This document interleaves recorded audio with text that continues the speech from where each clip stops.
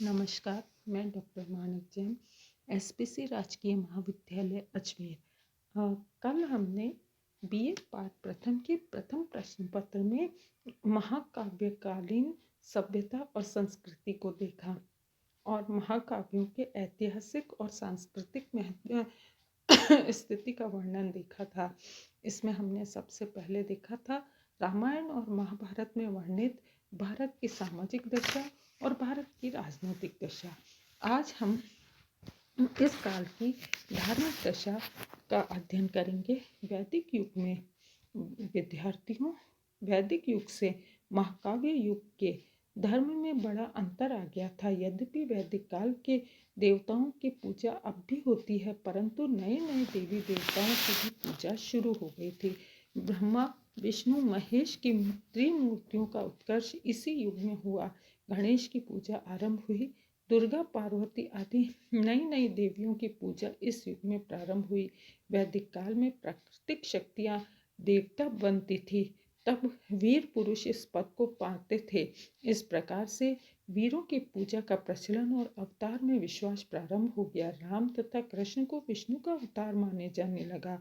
इस युग में विष्णु के भक्त भगवंतों और पंचरात्रों तथा शिव के उपासक पशुपातों का प्राधान्य था। धीरे धीरे इस युग में भक्ति की भावना ने जोर पकड़ा। भक्ति द्वारा भगवान की आराधना करके उसे प्रसन्न करने से लोगों को विश्वास था। इस आंदोलन के नेता श्री कृष्ण थे। इस युग में भारतीय धर्म का सर्वोत्कृष्ट रूप हमें भगवत गीता में मिलता है। गीता में निष्काम कर्म करने संबंधी उपदेशों का प्रचार है। पुनर्जन्मवाद का इस युग में खूब प्रचार हो रहा था और भगवत भक्ति को मोक्ष का साधन बताया जा रहा था। मोक्ष द्वारा भगवत गीता भगवत गीता ने सभी के लिए द्वार खोल दिए। गीता में पहली बार स्त्रियों तथा नीच जाति को उत्तम गति पाने का अधिकार प्रदान किया। दोनों महाकाव्यों में एक प्रधान शिक्षा समाज के सामने ये रखी थी कि कठिन संकट और विपत्ति में भी मानव को अपने धर्म और कर्तव्य से पतित नहीं होना चाहिए। उक्त संपूर्ण वर्णन के उपरांत ये कहना उचित होगा कि महाकाव्यकालीन समाज का सही चित्र हमारी आंखों के सामने प्रस्तुत कर देते हैं। इन महाकाव्य रूपी सागर को जिन लोगों ने जितना मथा, उन्होंने अपने अपने विचारानुकूल उतने ही उज्जवल रत्न प्राप्त हुए और अब भी ये महाकाव्य रत्नाकार ही बने हुए हैं। महाकाव्यों का सांस्कृतिक महत्व क्या था, ये भी देखना आवश्यक है। रामायण और महाभारत का सांस्कृतिक महत्व उल्लेखनीय है। ये महाकाव्य भारतीय संस्कृति के आदर्श ग्रंथ है। ये महाकाव्य केवल भारत के धर्म के विषय में ही नहीं, अपितु वहाँ की तात्कालिक सामाजिक, राजनीतिक, आर्थिक, नैतिक अवस्थाओं पर भी प्रकाश डालते हैं। रामायण भारतीय संस्कृति का वह आदर्श ग्रंथ है जो युगों से भारतीय लोक जीवन को प्रभावित करता रहा है।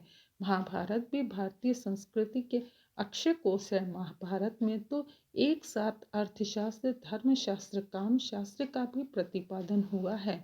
महाभारत के आदि पर्व में कथन है कि इसे धर्मशास्त्र कहा गया है। महान अर्थशास्त्र भी इसमें समाहित है। मोक्ष शास्त्र भी प्रतिपादित है। इतना विशाल महाकाव्य जिसमें व्यक्ति और समाज के जीवन का सर्वांगीण विवेचन मिलता हो और साथ ही साथ मानव भाव के गहनतम तल को छूता हो, संसार में ऐसा कोई दूसरा काव्य नहीं है। भारतीय जीवन के उच्च आदर्शों पर बल। रामायण और महाभारत भारतीय जीवन के उच्च आदर्शों पर बल देते हैं। राम एक कर्तव्य पालक, पितृभक्त, वात्सल्यपूर्ण भ्राता, कर्तव्य परायण पति और प्रजावत्सल राजा के रूप में चित्रित किए गए हैं। सीता एक सती, साध्वी एवं पतिव्रता नारी के रूप में प्रतिपादित की गई है। प्रतिव्रत और पत्नी व्रत का जैसा सुंदर आदर्श राम और सीता के दाम्पत्य जीवन में मिलता है, वह अन्यत्र मिलना कठिन है।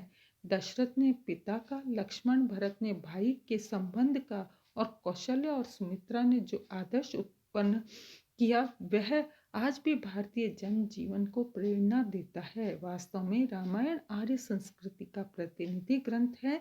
महाभारत के पात्र भी भारतीय जीवन के उच्च आदर्शों पर प्रकाश डालते हैं। भीम में हमें दृढ़ता, सत्यनिष्ठा, कर्तव्यपरायणता, वीरता और कठिन पितृभक्ति मिलती है। पांडव प्राचीन काल के मधुर भ्रातृत्व संबंध के प्रतीक है। युधिष्ठिर नैतिक गुणों के अटूट आदर्श और सुभद्रा त्यागपरायण पत्नी और माता का रूप है। अर्जुन, कृष्ण, द्रौपदी आर्य चरित्र के अत्यंत सुंदर भावों का प्रतिनिधित्व करते हैं। अगला है धर्म प्रधान संस्कृति। भारतीय संस्कृति धर्म प्रधान रही है। रामायण और महाभारत में भी धार्मिक विचारों का प्रतिपादन किया है। यह रामायण में भी हमें उस समय के लोगों की धार्मिक चेतना और जीवन मूल्यों का बोध होता है। विद्यार्थियों, आर्य भौतिक सुखों की चिंता नहीं करके परलोक की चिंता करते थे। वे शुद्ध आचरण और नैतिक सिद्धांतों पर बल देते थे। वे सत्य का आचरण करते हुए धर्म के मार्ग पर चलते थे।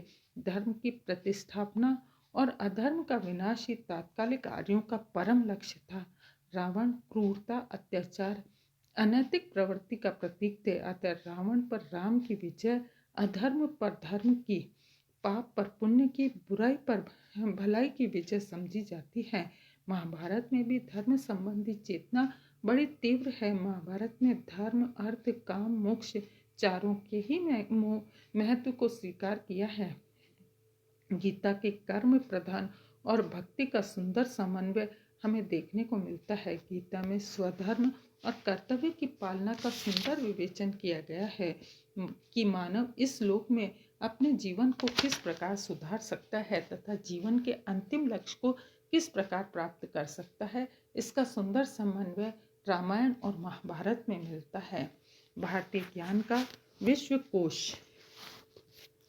रामायण और महाभारत दोनों ही ज्ञान के अपूर्व भंडार माने जाते हैं। साहित्य दृष्टि से भी ये दोनों महाकाव्य अनुपम माने जाते हैं। दर्शन की दृष्टि से भी दोनों महाकाव्यों में अक्षय सामग्री है। दोनों महाकाव्य तात्कालिक धार्मिक, राजनीतिक, नैतिक, ऐतिहासिक आदर्शों का अमूल्य भंडार है।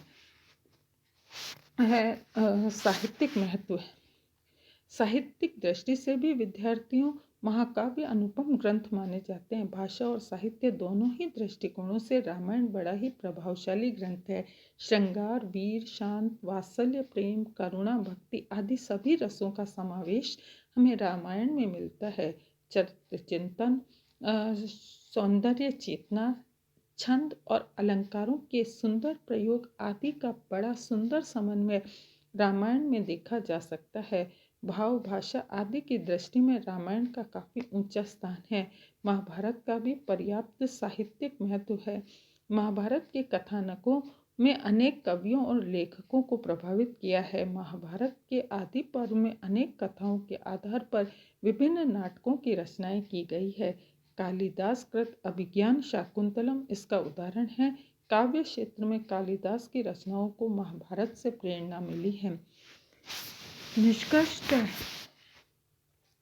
कहा जा सकता है कि रामायण और महाभारत भारतीय संस्कृति के आदर्श ग्रंथ हैं। वे वस्तुतः भारतीय संस्कृति के प्रकाश स्तंभ कहे जा सकते हैं। पंडित नेहरू का कथन है, इन महाकाव्यों के जैसा कहीं भी कोई दूसरा ग्रंथ नहीं है जिसने जनमानस को इतने दीर्घ काल में लगातार और व्यापक रूप से प्रभावित किया हो। हरिदत्त वेदालंकार ने महाभारत के सांस्कृतिक महत्व पर प्रकाश डालते हुए लिखा है कि महाभारत केवल कौरव पांडव के संघर्ष की कथा नहीं, अपितु भारतीय संस्कृति और हिंदू धर्म के सर्वांगीण विकास का पथ प्रदर्शक एक विशाल विश्वकोश है। इससे उस समय के धार्मिक, नैतिक, दार्शनिक और ऐतिहासिक आदर्शों का अमूल्य और अक्षय संग्रह है। मानव जीवन का कोई ऐसा पहलू या समस्या नहीं है जिस पर विस्तार से विचार न हुआ हो। इसलिए महाभारत का ये दावा सर्वथा सत्य है कि धर्म, अर्थ, काम और मोक्ष के विषय में इसमें जो कुछ कहा गया है कहीं अन्यत्र नहीं है, जो इसमें है वह कहीं नहीं है। इति नमस्कार।